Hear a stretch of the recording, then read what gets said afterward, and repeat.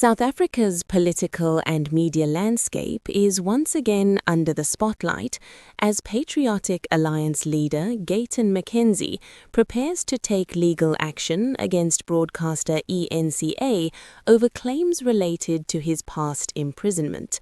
The case is shaping up to be a significant test of media accountability, political reputation, and the limits of public commentary in a democratic society. At the center of the dispute are allegations broadcast or discussed by eNCA that McKenzie says are false, damaging, and defamatory, particularly concerning his time in prison before entering politics. McKenzie, a former convicted fraudster turned politician, has never shied away from his criminal past. In fact, he has often spoken openly about it, framing his journey as one of rehabilitation and transformation.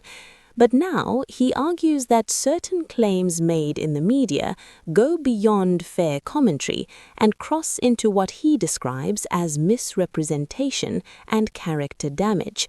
Speaking publicly, McKenzie has made it clear that he intends to challenge the broadcaster in court, insisting that the matter is not just personal, but about principle.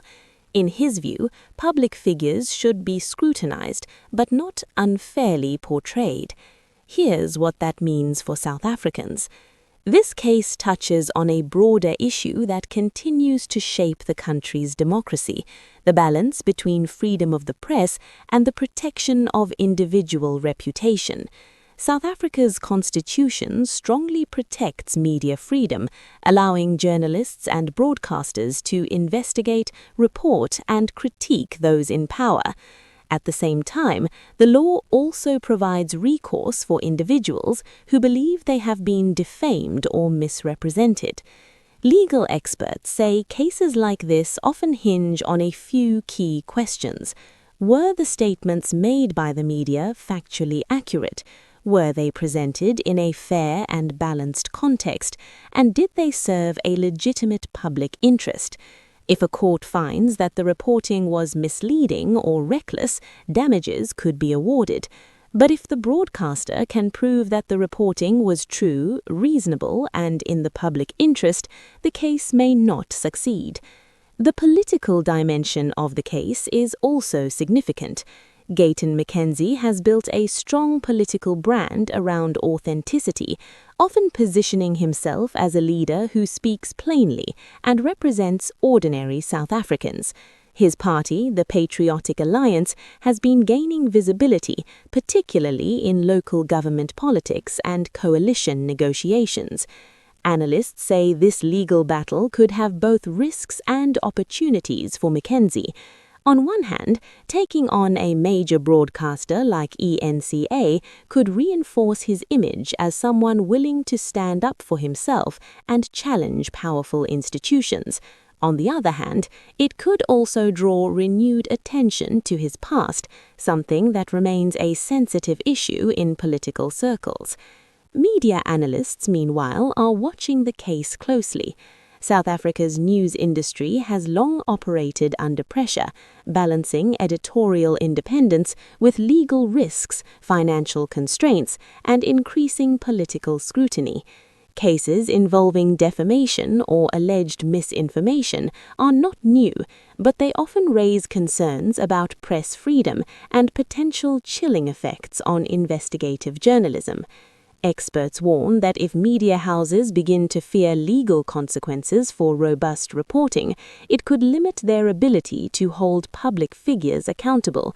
At the same time, they stress that responsible journalism requires accuracy, verification, and fairness, especially when dealing with sensitive topics like criminal history. This case also comes at a time when public trust in both political leaders and the media is being tested.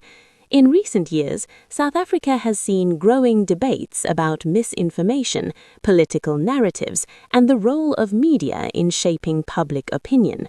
For many citizens, the outcome of this dispute may influence how they view both the credibility of the media and the accountability of politicians.